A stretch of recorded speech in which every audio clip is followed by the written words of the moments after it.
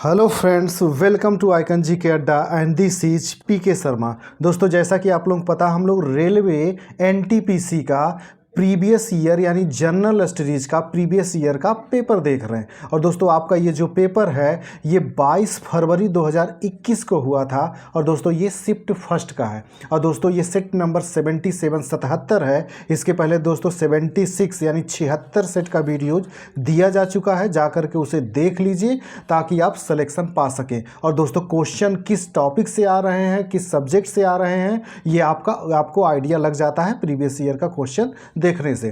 तो दोस्तों, जो लोग चैनल पे नए हुए हैं चैनल को सब्सक्राइब कर लेंगे। वीडियो अच्छा लगता है तो इसे लाइक भी करें और शेयर भी करें ताकि ज़्यादा से ज़्यादा लोग इसका लाभ उठा सकें।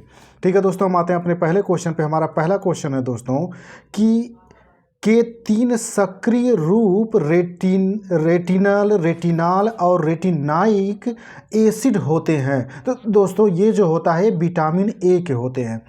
विटामिन ए के 3 सक्रिय रूप होते हैं जिसे रेटिनल और रेटिनाइक एसिड कहा जाता है दोस्तों। और याद रखिएगा दोस्तों, कई बार आपसे ये भी पूछता है कि विटामिन ए की कमी से कौन सा रोग होता है। तो दोस्तों, विटामिन ए की कमी से रतौंधी होता है दोस्तों। और जो एक होता है जिसे जीरोप्थैल्मिया बोला जाता है दोस्तों, जीरोप्थैल्मिया। 2 रोगों के बारे में याद रखिएगा दोस्तों। और ये जीरोप्थैल्मिया जो है दोस्तों, ये कई बार पूछा गया है। थैलीमिया, रतौंधी और जीरोप्थैल्मिया होता है विटामिन ए की कमी से। और दोस्तों, इसमें जो बाकी विटामिन दिया गया, vitamin D, vitamin B, vitamin C, इनके बारे में भी पूछता है। तो आप जान लीजिए दोस्तों कि विटामिन सी जो होता है, विटामिन सी को हम एस्कॉर्बिक अम्ल के रूप में जानते हैं। इसे हम एस्कॉर्बिक अम्ल के रूप में इसे जाना जाता है। और दोस्तों, विटामिन सी की कमी से कौन सा रोग होता है? तो विटामिन सी की कमी से स्कर्वी रोग हो जाता है। और दोस्तों, इसी तरह से विटामिन डी है। तो दोस्तों, विटामिन डी को कैल्सीफेरॉल के नाम से जाना जाता है। कैल्सीफेरॉल। और दोस्तों, ये भी पूछता है कि विटामिन डी की कमी से कौन सा रोग हो जाता है। तो दोस्तों, विटामिन डी की कमी से रिकेट्स नामक रोग होता है। और दोस्तों, इसी रिकेट्स रोग को दूसरे भाषा में इसी को सूखा रोग भी कहा जाता है। सूखा रोग, ये याद रखिएगा। और दोस्तों, विटामिन डी को इसको विटामिन के साथ साथ इसे हार्मोन भी कहा जाता है। तो ये भी याद रखिएगा कि किस विटामिन को हार्मोन भी कहा जाता है, तो वो विटामिन डी को कहा जाता है। और दोस्तों, विटामिन बी जो होता है, विटामिन बी जो है ये कॉम्प्लेक्स है। इसमें दोस्तों कई प्रकार के, जैसे vitamin B1, B2, B3, B4, B5 इस तरह से होते हैं। ये कई होते हैं। तो दोस्तों, ये जितना इसके बारे में है, विटामिन सी और विटामिन डी, विटामिन ए और विटामिन बी, इनके बारे में याद रखिएगा। और ये आपसे कई बार पूछते हैं। और दोस्तों, ये भी आपसे पूछता है कि कौन सा विटामिन है जो जल में घुलनशील है। तो दोस्तों, विटामिन बी और सी जो होते हैं ये जल में घुलनशील होते हैं। और दोस्तों, इसी तरह से पूछता है कौन सा विटामिन है जो वसा में घुलनशील होते हैं। तो दोस्तों, विटामिन ए, डी, ई, के, ये जो होते हैं दोस्तों, ये वसा में घुलनशील होते हैं। तो इसको याद रखिएगा और ये कई बार पूछा गया है। और दोस्तों, अगला क्वेश्चन है हमारा, निम्नलिखित में से किसे भारतीय सुपर कंप्यूटरों का जनक माना जाता है। तो दोस्तों, विजय जो भाटकर हैं, इन्हें भारतीय सुपर कंप्यूटरों का जनक माना जाता है। और दोस्तों, ये वेरी इंपॉर्टेंट क्वेश्चन, इसको रट्टा मार के रखिएगा, ये कई बार पूछा गया है। और दोस्तों, ये भी पूछा जाता है आपसे कि भारत में जो पहला सुपर कंप्यूटर बना था उसका नाम क्या था और वो किस वर्ष बना था। तो दोस्तों, जो भारत में पहला सुपर कंप्यूटर बना था उसका नाम था परम 8000 इसका नाम था। और दोस्तों, ये 1991 में बना था। तो इतना इसके बारे में याद रखिएगा। अगला दोस्तों, पावर एल्कोहल और एथिल एल्कोहल का मिश्रण है। दोस्तों, जब पावर एल्कोहल और एथिल एल्कोहल का जो मिश्रण होता है उसे ही पेट्रोल कहा जाता है। और दोस्तों, ये भी क्वेश्चन कई बार रिपीट हुआ है, तो इसको याद रखिएगा। अगला दोस्तों, निम्नलिखित में से कौन सा कार्बन का अपर रूप नहीं है। तो दोस्तों, कार्बन डाइऑक्साइड जो है ये कार्बन का अपर रूप नहीं है। बाकी फुलरीन, हीरा और ग्रेफाइट जो है ये जो है आपके ये कार्बन के अपर रूप हैं। दोस्तों, याद रखिएगा, ये कई बार पूछा गया है कि हीरा क्या है। और ग्रेफाइट क्या है, तो हीरा और ग्रेफाइट जो दोनों हैं ये कार्बन के अपर रूप हैं। तो इसको दोनों तरीके से याद रखिएगा कि कार्बन के अपर रूप कौन कौन से होते हैं, ये आपसे पूछता है और ये भी वेरी वेरी इंपॉर्टेंट क्वेश्चन है। अगला दोस्तों, बार्क का पूर्ण रूप क्या है, तो दोस्तों बार्क का पूर्ण रूप होता है भाभा एटॉमिक रिसर्च सेंटर। ये होता है दोस्तों भाभा एटॉमिक रिसर्च सेंटर। दोस्तों इसी तरह से जैसे भाभा जो है ये परमाणु से संबंधित जो है वो रिसर्च करता है, तो इसी प्रकार से दोस्तों आपसे कभी कभी पूछा जाता है इसरो का फुल फॉर्म, और दोस्तों इसी तरह से पूछा जाता है आपसे DRDO का फुल फॉर्म। तो इनको भी याद रखिएगा और ये कई बार पूछा गया। इसरो का होता है दोस्तों, इसका होता है इंडियन स्पेस रिसर्च ऑर्गेनाइजेशन, ये होता है। और DRDO का होता है दोस्तों, DRDO का होता है डिफेंस रिसर्च होता है। इसका होता है दोस्तों डिफेंस रिसर्च डेवलपमेंट, डी से होता है दोस्तों डेवलपमेंट ऑर्गेनाइजेशन। तो इसका इन दोनों का याद रखिएगा, ये कई बार पूछा गया है। दोस्तों ये लिखने में थोड़ा सा मेरी जो स्टाइलस पेन है सही चल नहीं रही है, इसके लिए मैं माफ़ी चाहूँगा, लेकिन मैं जो बोल रहा हूँ उसको याद रखिए। इसरो का होता है इंडियन स्पेस रिसर्च ऑर्गेनाइजेशन, और इसी तरह से DRDO का होता है defence research and development organisation. तो इन तीनों का याद रखिएगा, बार्क का, इसरो का और DRDO का। अगला है दोस्तों एड्स का पूर्ण रूप क्या है, तो दोस्तों एड्स का पूर्ण रूप होता है एक्वायर्ड इम्यून डिफिशियंसी सिंड्रोम, और ये भी दोस्तों इंपॉर्टेंट है, ये भी कई बार पूछा गया है। और दोस्तों ये भी पूछता है कि एड्स रोग किसके द्वारा होता है, तो एड्स रोग जो होता है दोस्तों ये वायरस से फैलता है, और इसके वायरस का नाम है दोस्तों HIV। अगला है दोस्तों मैरी क्यूरी को निम्नलिखित में से किस क्षेत्र में नोबेल पुरस्कार प्रदान किया गया था, तो दोस्तों मैडम क्यूरी थी, इनको भौतिक और रसायन दोनों क्षेत्र में नोबेल पुरस्कार दिया गया था। दोस्तों मैडम क्यूरी के बारे में थोड़ा सा जान लीजिए, क्योंकि आपके केमिस्ट्री से रिलेटेड इसमें क्वेश्चन पूछता है।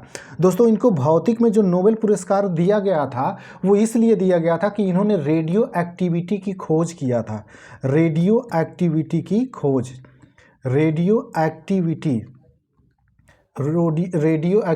की इन्होंने खोज किया था, इसलिए इन्हें दिया गया था। और रसायन में दोस्तों इन्होंने दो काम किया था, एक तो रेडियम का इन्होंने शुद्धिकरण किया था, रेडियम का दोस्तों इन्होंने शुद्धिकरण किया था, जिसकी वजह से दिया गया था। और साथ में पोलोनियम जो धातु होती है, पोलोनियम की इन्होंने खोज किया था, पोलोनियम की खोज किया था। इस दोनों के लिए इन्हें रसायन में नोबेल पुरस्कार दिया गया था। तो कभी कभी पूछ लेता है दोस्तों कि रेडियो एक्टिविटी की खोज किसने किया था, तो मैडम क्यूरी ने किया था, और इसीलिए इनको भौतिक में नोबेल पुरस्कार दिया गया था। और दोस्तों ये रसायन वाला, ये रेडियम का शुद्धिकरण और पोलोनियम की खोज किया था, इसके लिए रसायन में मिला था। और दोस्तों ये क्वेश्चन और घुमा के पूछता है, इसको भी तरीके से याद रखिए कि किस वैज्ञानिक को भौतिक और रसायन दोनों में नोबेल पुरस्कार मिला हुआ है, तो वहाँ पे ऑप्शन दिया रहता है मैडम क्यूरी का नाम, तो इसको याद रखिएगा इस तरीके से भी। अगला दोस्तों निम्नलिखित में से कौन सा भारत का पहला सुपर कंप्यूटर है, दोस्तों अभी मैंने इसके पहले वाले क्वेश्चन में बताया था कि भारत का पहला जो सुपर कंप्यूटर था वो परम नाम था, परम 8000 इसका नाम था, परम 8000। और ये कब बना था, और 1991 में बना था। और दोस्तों ये जो इसमें जो आपके हैं विजय भाटकर जो हैं, इन्हें आपका सुपर कंप्यूटर का जनक माना जाता है, भारतीय सुपर कंप्यूटर का जनक।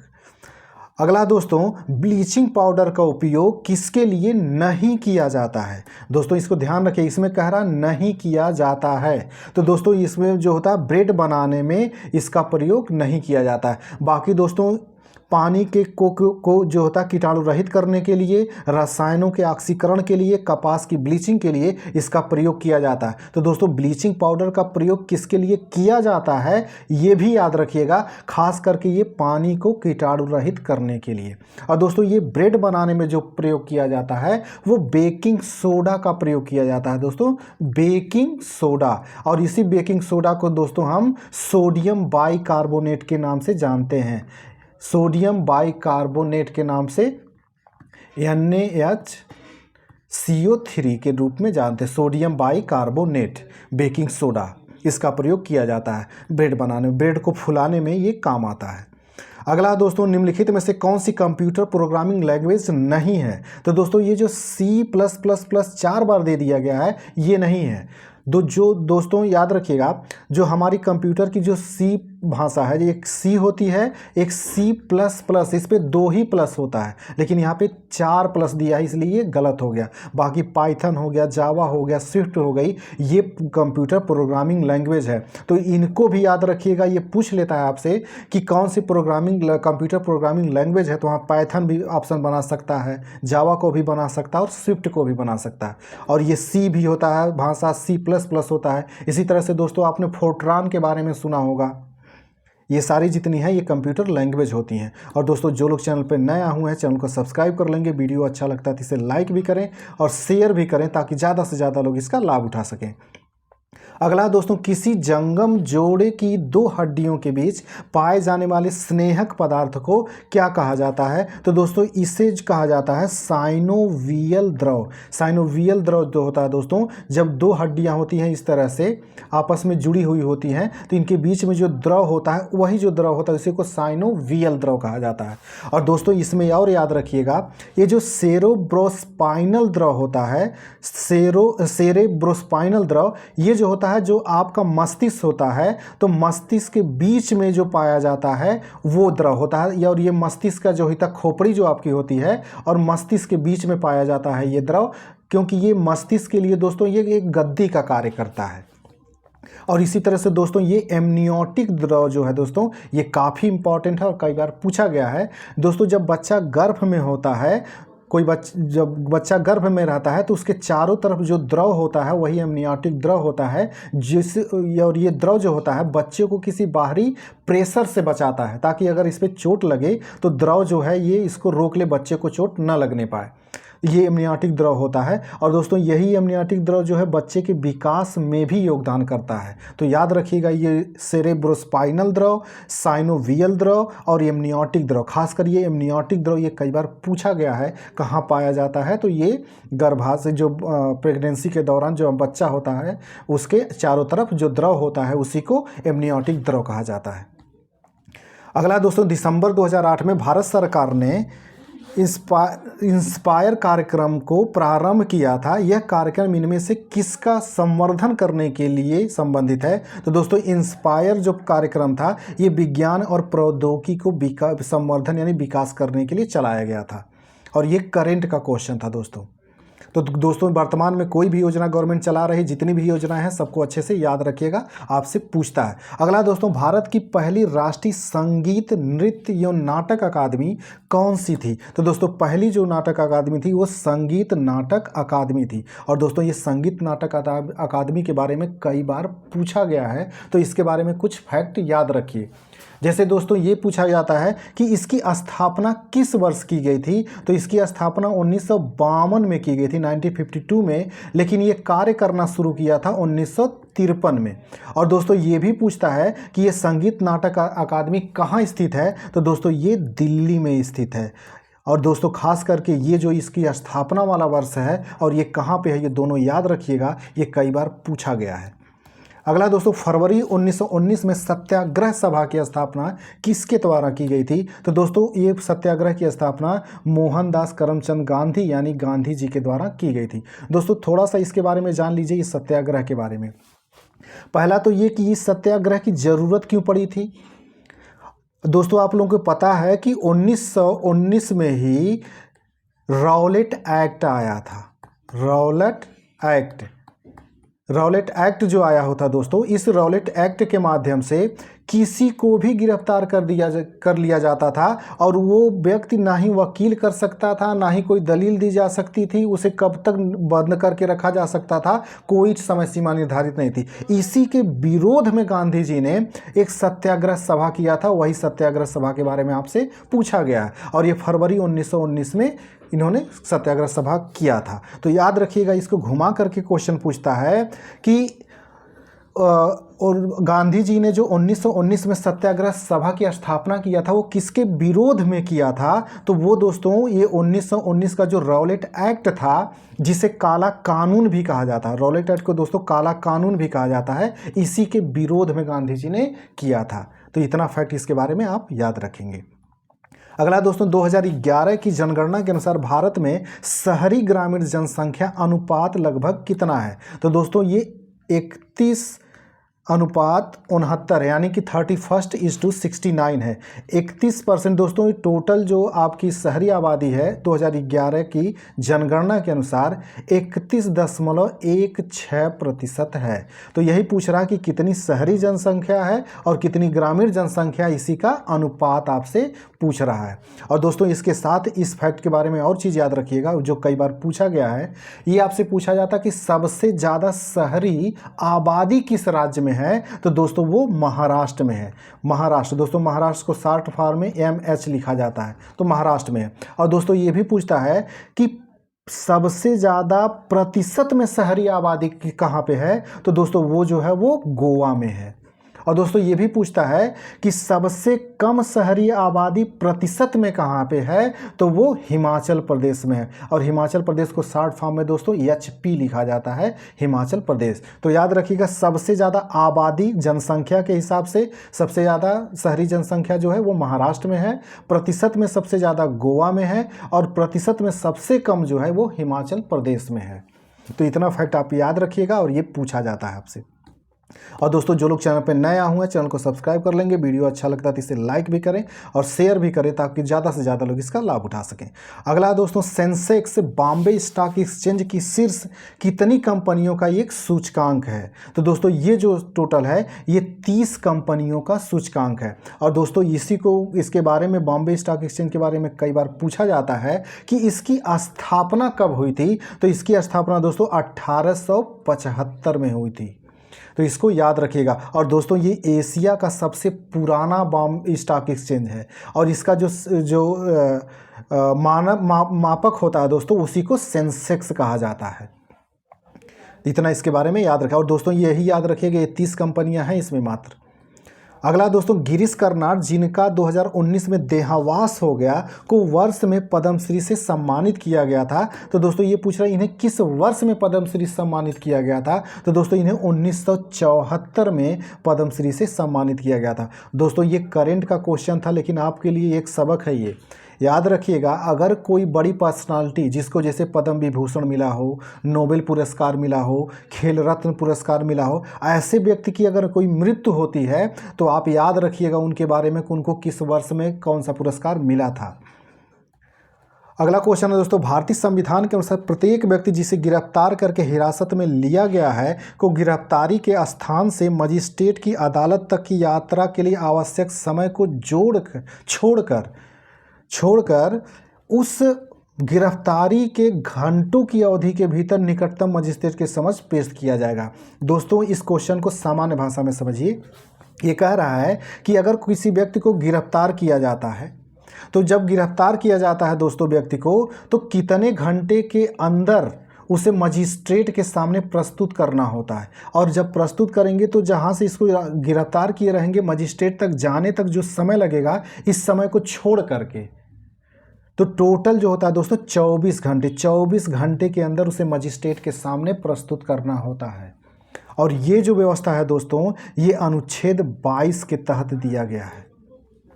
तो ये क्वेश्चन इंपॉर्टेंट है, अच्छे से क्वेश्चन को मैंने जो बोला समझ लीजिएगा और याद रख लीजिएगा ये 24 घंटे के अंदर। और 24 घंटे के अंदर के साथ साथ दोस्तों ये अपना वकील भी रखना चाहेगा तो इसे वकील रखने की भी सुविधा दी जाएगी।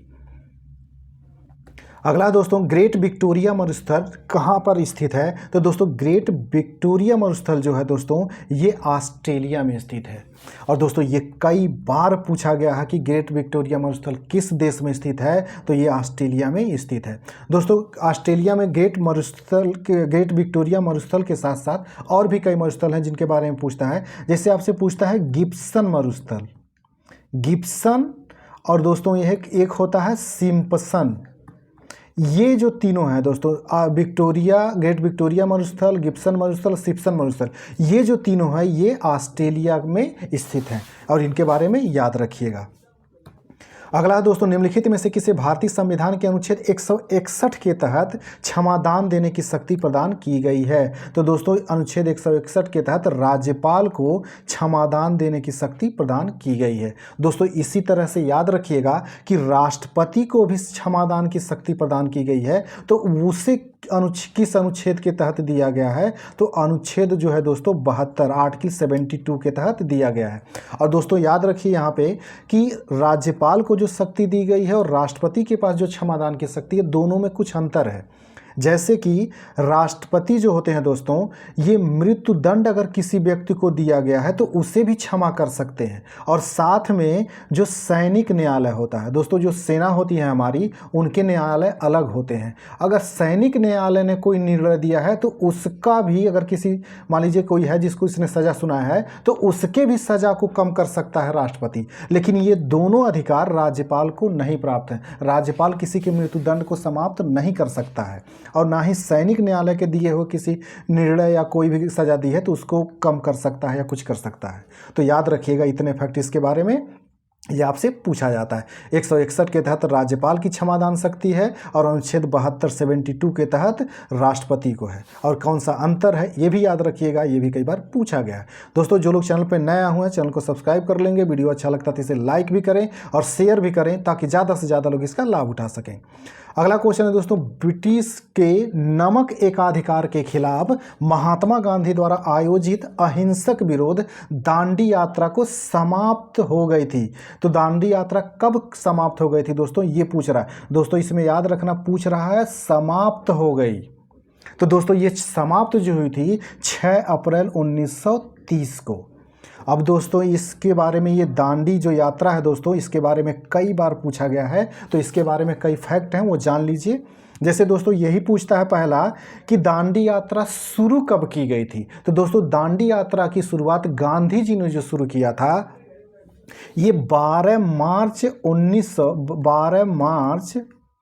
1930 को इन्होंने शुरू किया था। और कहाँ से शुरू किया था दोस्तों ये भी पूछता है, तो ये साबरमती आश्रम से शुरू किया था, साबरमती आश्रम। और दोस्तों ये भी पूछता है कि ये साबरमती आश्रम कहाँ पे है, तो ये गुजरात राज्य में है। और यहाँ से दोस्तों अपने 78 अनुयायियों के साथ गांधी जी ने ये यात्रा शुरुआत की थी। और दोस्तों ये भी पूछता है कि कितनी दूरी इन्होंने तय किया था, तो लगभग 388 किलोमीटर की दूरी, या फिर इसको माइल में भी पूछता है तो 241 मील की दूरी भी उन्होंने तय करके दांडी पहुँचे थे। और दांडी में ही दोस्तों उन्होंने 6 अप्रैल 1930 को नमक कानून तोड़ा था। और इसी दिन से दोस्तों सविनय अवज्ञा आंदोलन की शुरुआत हो गई थी। तो याद रखिएगा कि सविनय अवज्ञा आंदोलन की शुरुआत कब से मानी जाती है, तो 6 अप्रैल 1930 से, जिस दिन गांधी जी ने दांडी यात्रा समाप्त किया था और नमक बना करके नमक बनाया था और नमक कानून इन्होंने तोड़ा था। और दोस्तों इसी से रिलेटेड एक चीज़ ये भी पूछता है इसमें, इसको भी याद रखिएगा कि ये जो दांडी जगह है दोस्तों, ये कहाँ पे स्थित है। तो दोस्तों दांडी जो है ये भी गुजरात में ही स्थित है। गुजरात के ये किस ज़िले में पड़ता है, तो ये नवसारी ज़िले में पड़ता है। इतने फैक्ट आपको इसके बारे में याद रखिएगा। और दोस्तों ये भी पूछता है कि गांधी जी जब 6 अप्रैल 1930 को यहीं से सविनय अवज्ञा आंदोलन की शुरुआत कर दिया था इन्होंने, सविनय अवज्ञा आंदोलन, तो ये सविनय अवज्ञा जो आंदोलन की शुरुआत की थी, इसकी समाप्ति कब हुई थी। तो दोस्तों वही जब गांधी इरविन समझौता हुआ था 5 मार्च 1931 को। 5 मार्च 1931 को जब गांधी इरविन समझौता हुआ था, तो इसी के बाद से ये समाप्त हो गया था। और गांधी जी ने एक्सेप्ट किया था कि हाँ हम गोलमेज सम्मेलन में भाग लेंगे। तो वही द्वितीय गोलमेज सम्मेलन में गांधी जी भाग लिए थे कांग्रेस के प्रतिनिधि के रूप में। तो इतने फैक्ट आपको इसके बारे में याद रखना है, क्योंकि आपके रेलवे में जो क्वेश्चन पूछे जा चुके हैं उन्हीं से रिलेटेड क्वेश्चन पूछता है। अगला क्वेश्चन है दोस्तों इसमें कि ब्राज़ील में काफ़ी के बागानों को किस नाम से जाना जाता है। तो दोस्तों काफ़ी के जो बागान होते हैं ब्राज़ील में, उन्हें फजेंडा के नाम से जाना जाता है। और ये कई बार पूछा गया है, तो इसको रट्टा मार के रखिएगा। और एक बार सीधे सीधे पूछ लिया था दोस्तों कि फैजेंडा क्या है। तो फैजेंडा जो है ये ब्राज़ील में कॉफ़ी के बागान होते हैं। अगला दोस्तों, वर्ष 2005 में भारत सरकार के स्वास्थ्य एवं परिवार कल्याण मंत्रालय द्वारा राष्ट्रीय ग्रामीण स्वास्थ्य मिशन के एक अंग के रूप में आशा का गठन किया गया था। आशा का पूर्ण रूप क्या है? तो दोस्तों आशा का जो पूर्ण रूप होता है वो होता है एक्रेडिटेड सोशल हेल्थ एक्टिविस्ट। तो दोस्तों इसको याद रखिएगा, एक्रेडिटेड सोशल हेल्थ एक्टिविस्ट। और दोस्तों ये आशा जो शुरू की गई थी ये किस योजना का एक हिस्सा है, ये भी आपसे पूछता है। तो ये राष्ट्रीय ग्रामीण स्वास्थ्य मिशन का एक हिस्सा है। और दोस्तों राष्ट्रीय ग्रामीण स्वास्थ्य मिशन किस वर्ष शुरू किया गया था? तो 2005 में शुरू किया गया था। ये भी आपसे कई बार पूछा गया है। तो इस क्वेश्चन में ही कई क्वेश्चन हैं, इनको भी तैयार करके रखिएगा। अगला दोस्तों, संयुक्त राष्ट्र संघ की स्थापना कब की गई थी? तो दोस्तों संयुक्त राष्ट्र संघ की स्थापना 1945 में की गई थी। तो इसकी स्थापना हुई थी दोस्तों 24 अक्टूबर 1945 को। और दोस्तों ये भी पूछता है कि संयुक्त राष्ट्र संघ दिवस कब मनाया जाता है? तो दोस्तों संयुक्त राष्ट्र संघ दिवस जो है वो 24 अक्टूबर को मनाया जाता है। और दोस्तों ये भी पूछता है कि संयुक्त राष्ट्र संघ के कितने अंग हैं? तो दोस्तों इसके 6 अंग हैं। और दोस्तों इन अंगों के बारे में पिछले कई वीडियोस जो बने होंगे सेट हैं, उसमें मैंने पूरा डिटेल्स में बता रखा है, उनको जा करके आप देख लीजिएगा। पूरे 6 अंगों के बारे में मैंने बताया है। अगला क्वेश्चन है दोस्तों, ब्रेटन वुड्स ट्विन्स 1944 में ब्रेटन वुड्स सम्मेलन में गठित दो बहुपक्षीय संगठनों को संदर्भित करता है, वे हैं। तो दोस्तों ये आपसे पहले क्वेश्चन को समझ लीजिए, क्वेश्चन क्या पूछ रहा है। दोस्तों हुआ क्या था, ब्रेटन वुड्स जो सम्मेलन हुआ था, इस ब्रेटन वुड्स सम्मेलन में 2 संस्थाओं की स्थापना की गई थी जिन्हें ब्रेटन वुड्स ट्विन्स कहा जाता है। ब्रेटन वुड्स के जुड़वा, हिंदी में इसको बोलेंगे ब्रेटन वुड्स के जुड़वा। यही जो जुड़वा संस्थान जिनकी स्थापना की गई थी 1944 में, वो कौन है यही आपसे पूछ रहा। तो दोस्तों ये जो था ये IMF था और विश्व बैंक था जिसकी स्थापना की गई। और दोस्तों ये आपके NTPC में कई बार रिपीट कर चुका है, तो इसको रट्टा मार जाइएगा कि IMF और विश्व बैंक की स्थापना कब की गई थी। ब्रेटन वुड्स 1944 में की गई थी। और किस सम्मेलन के दौरान की गई थी? तो ब्रेटन वुड्स सम्मेलन के दौरान की गई थी। और इन्हें क्या कहा जाता है? तो इन्हें ब्रेटन वुड्स ट्विन्स कहा जाता है। इतना आप याद रखेंगे। और दोस्तों ये याद रखिएगा IMF का फुल फॉर्म, IMF का जो फुल फॉर्म है दोस्तों, इंटरनेशनल मॉनेटरी फंड होता है। इंटरनेशनल मॉनेटरी फंड, अंतर्राष्ट्रीय मुद्रा कोष हिंदी में इसको। और दोस्तों जो लोग चैनल पे नया हुए हैं चैनल को सब्सक्राइब कर लेंगे, वीडियो अच्छा लगता है तो इसे लाइक भी करें और शेयर भी करें ताकि ज़्यादा से ज़्यादा लोग इसका लाभ उठा सकें। अगला दोस्तों, जुलाई 2016 के बाद से विश्व व्यापार संगठन WTO के सदस्य हैं। तो दोस्तों ये जुलाई 2016 की बात कर रहा है। तो उस समय जो थे टोटल 164 सदस्य थे। और दोस्तों ये आपका काम है कि वर्तमान में जा कर के WTO में कितने सदस्य हैं, विश्व बैंक में कितने सदस्य हैं और UNO के कितने सदस्य हैं, इन सब के बारे में नेट पर देख लीजिएगा और इसको रट्टा मार जाइए, क्योंकि आपके NTPC में ऐसे क्वेश्चन पूछे जा रहे हैं। अगला क्वेश्चन है दोस्तों, निम्नलिखित में से कौन सा कथन सही है? तो दोस्तों इसमें जो कथन सही है वो देख लेते हैं। राज्य की जो मंत्री परिषद होती है वो सामूहिक रूप से राज्य की विधानसभा के प्रति जवाबदेह होती है, यानी उत्तरदायी होती है। और ये क्वेश्चन कई बार आया हुआ है कि राज्य की जो मंत्री परिषद होती है वो किसके प्रति उत्तरदायी होती है? तो दोस्तों या जवाबदेह होती है तो राज्य की विधानसभा के प्रति होती है। इसी तरह से दोस्तों आपने सुना होगा जो केंद्र की मंत्री परिषद होती है, केंद्र की मंत्री परिषद जो होती है वो किसके प्रति उत्तरदायी होती है? तो दोस्तों ये केंद्र की जो मंत्री परिषद होती है ये लोकसभा के प्रति उत्तरदायी होती है। किसके प्रति होती है दोस्तों? लोकसभा के प्रति उत्तरदायी होती है। और ये भी कई बार पूछा गया, तो इन दोनों को याद रखिएगा। अगर राज्य की बात करेगा तो राज्य की विधानसभा के प्रति, केंद्र की बात करेगा तो लोकसभा के प्रति। ये आपको याद रखना है और वेरी वेरी ये इंपॉर्टेंट है, ऐसे क्वेश्चन अक्सर रिपीट होते हैं। अगला दोस्तों, आईने अकबरी किसने लिखी थी? यह 16वीं शताब्दी का विस्तृत दस्तावेज है जिसमें सम्राट अकबर के अधीन मुगल साम्राज्य की प्रशासन व्यवस्था का विस्तृत वर्णन किया गया है। तो दोस्तों ये आईने अकबरी की रचना जो किया था अबुल फजल ने किया था। दोस्तों थोड़ा सा ये जान लीजिए कि आईने अकबरी के बारे में। दोस्तों अबुल फजल ने जो किताब लिखी थी वो मूल नाम था उसका अकबरनामा। अकबरनामा इसका नाम था। ये जो अकबरनामा किताब थी दोस्तों, इसके 3 भाग थे। कितने भाग थे? 3 भाग थे दोस्तों। तो इसका जो तीसरा वाला भाग था दोस्तों, ये तीसरे वाले भाग को ही आईने अकबरी के नाम से जाना जाता है, जिसमें मुगल प्रशासन के बारे में बताया गया है। और दोस्तों इसका जो पहला वाला भाग है वो अकबर के उसके बचपन के बारे में भी है और पिछले कुछ शासक हैं उनके बारे में भी वर्णन किया गया है। और दूसरा वाला जो भाग है दोस्तों, इसमें अकबर का जब उत्थान होता है, जब सत्ता अपने हाथ में लेता है, उसके बाद की घटनाओं का इसमें वर्णन किया गया है। और जो ये तीसरी वाली है दोस्तों, इसमें मुगल प्रशासन के बारे में वर्णन किया गया है। तो इस क्वेश्चन को घुमा करके पूछ सकता है कि आईने अकबरी में अबुल फजल ने किसका वर्णन किया है। तो याद रखिएगा इसमें मुगल प्रशासन का वर्णन है। और ये आईने अकबरी है, ये किसकी तीसरा भाग है? तो अकबरनामा जो किताब है, इसी अकबरनामा का ये तीसरा भाग है। तो इतना इससे पूछा जाता है, तो इसको याद रखिएगा। अगला है दोस्तों, इसमें निम्न में से कौन सा वाद्य यंत्र हरिप्रसाद चौरसिया से संबंध है? तो दोस्तों हरिप्रसाद चौरसिया जी जो हैं ये बांसुरी वादक हैं और दोस्तों काफ़ी फेमस है ये, इसलिए क्वेश्चन कई बार पूछा गया है, तो इसको रट्टा मार जाइएगा।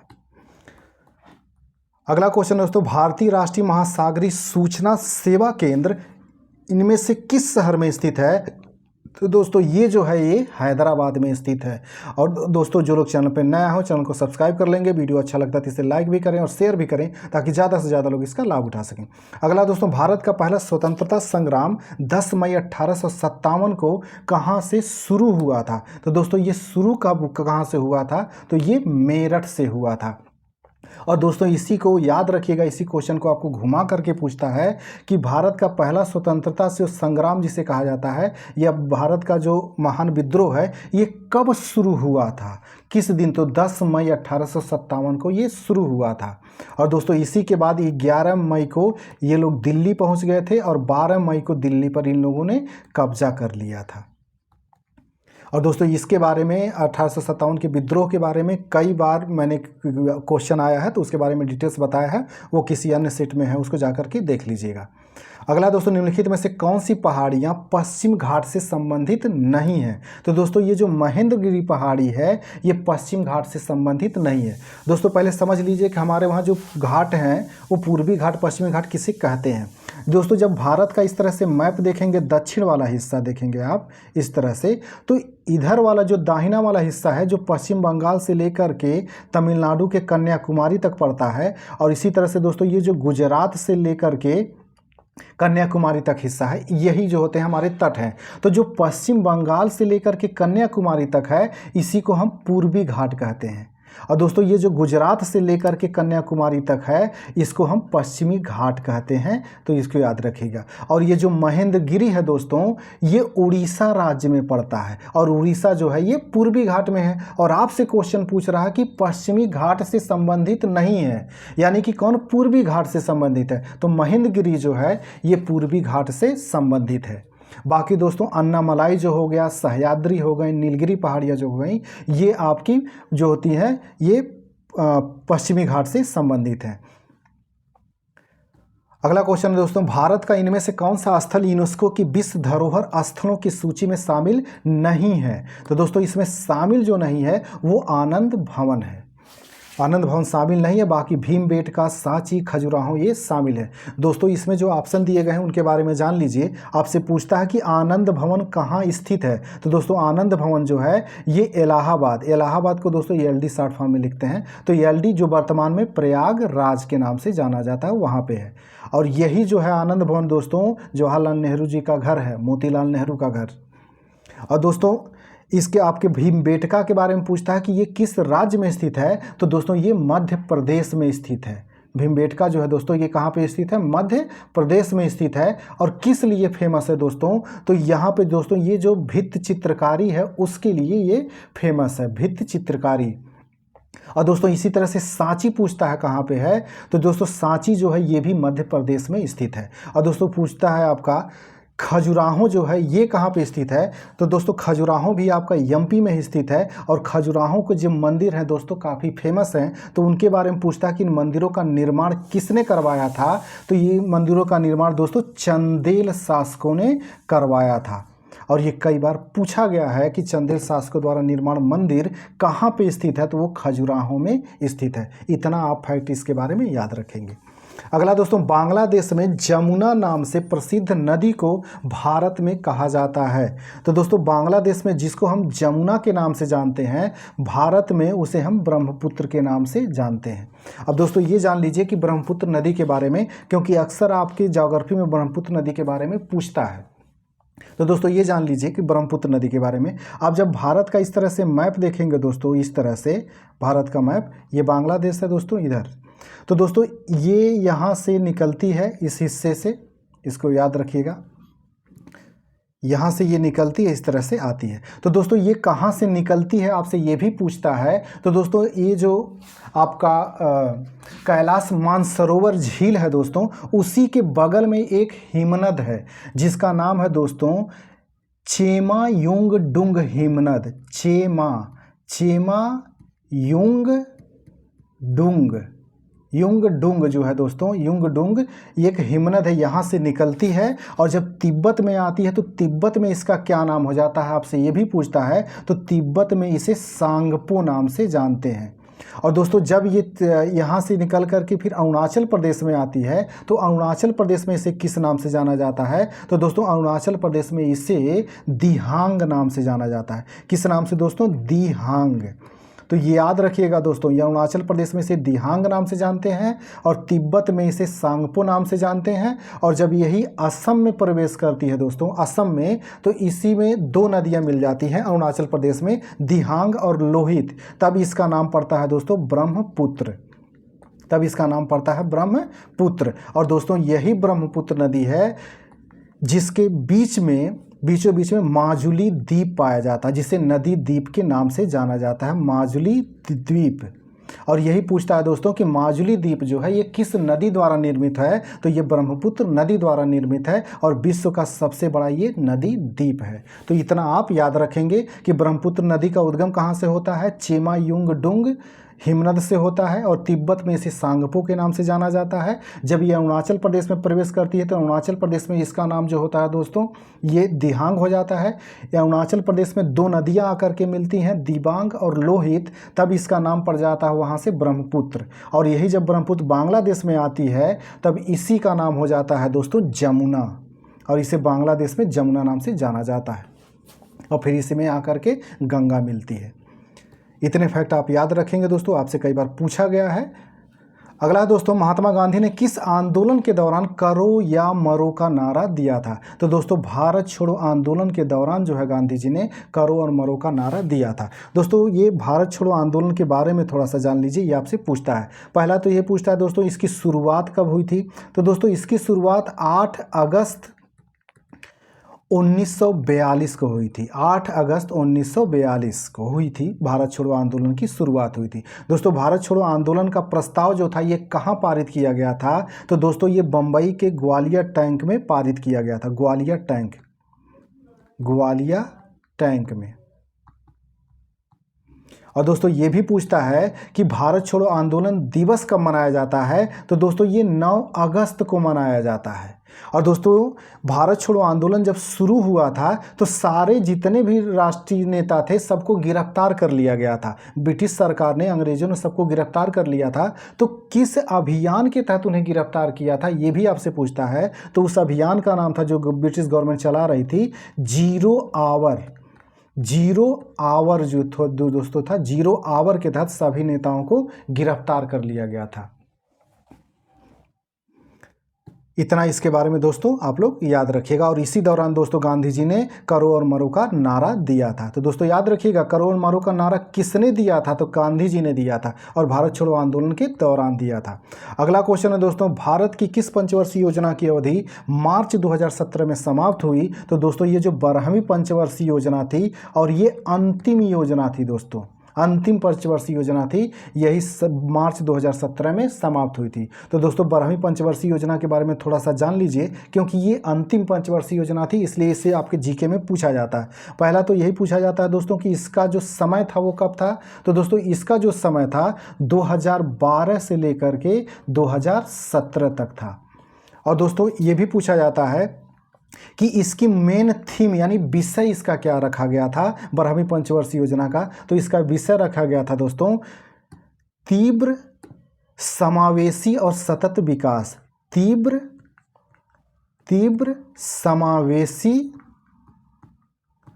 समावेशी और सतत विकास, ये इसका थीम थी दोस्तों।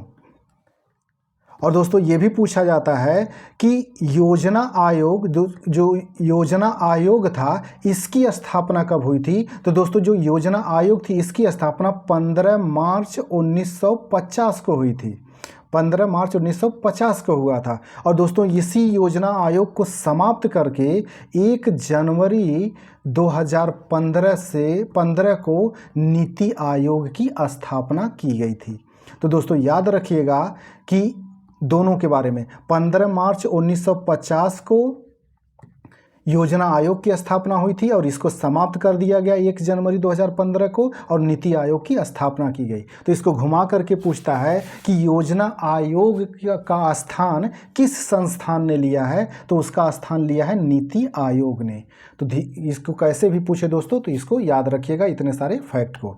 और दोस्तों ये लास्ट क्वेश्चन था। तो दोस्तों जो लोग चैनल पर नया हो चैनल को सब्सक्राइब कर लेंगे, वीडियो अच्छा लगता है तो इसे लाइक भी करें और शेयर भी करें ताकि ज़्यादा से ज़्यादा लोग इसका लाभ उठा सकें। ठीक है दोस्तों, मिलते हैं अगले वीडियोज में, तब तक के लिए नमस्कार, जय हिंद।